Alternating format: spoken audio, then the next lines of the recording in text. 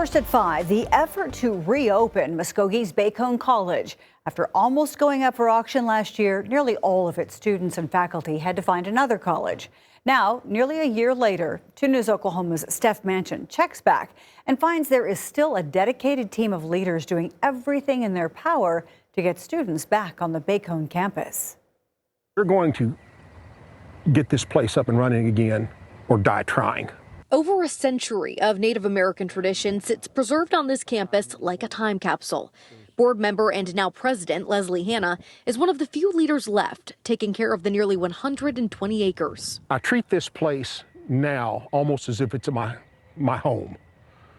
I try to keep it at least halfway decent looking so people, I don't want people driving around seeing it abandoned. Hanna and I first met in November of 2023. Before the school was set to be publicly auctioned in an effort to pay off more than $1 million in debt. That sale was halted, but debts still remain. We figure about $6 million will wipe the slate.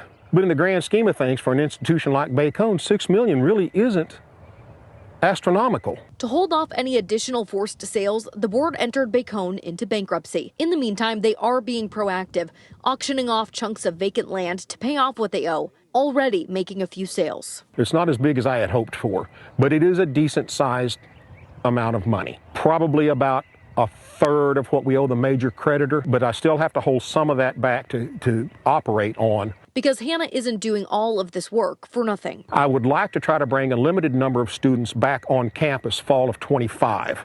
Bacone has been around since 1880, and for the hundreds of students that went here, this was the only place that accepted them with arms wide open. Most had no option but to leave campus, given the uncertainty surrounding its future. I just got here to play baseball, and the school ends and shuts down, then I don't know where I'm going to go. Amid the turmoil, Hanna says they've received donations from people who want to see Bacone revived. With that, revenue from property sales and an endowment fund, Bacone's dedicated leader has faith. We can fix this.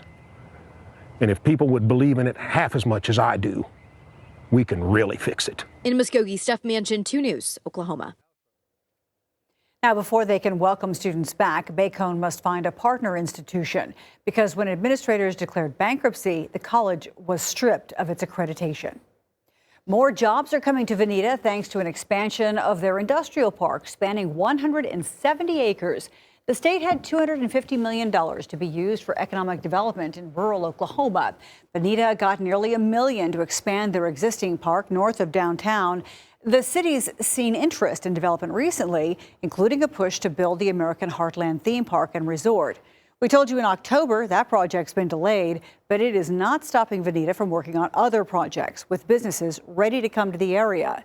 2 News Oklahoma's Braden Bates talked with Veneta's Economic and Community Development Coordinator. Misty Deffenbaugh says that the city finds many avenues for growth. We really feel like everything's coming together with the industrial park as well as our downtown. We're just starting a Main Street organization, as well as we received a Route 66 grant to establish a new welcome center. And so we really feel like everything's coming together. All of our hard work is gelling and paying off. The city says portions of the industrial park are expected to be completed by April or May of next year. Now, 2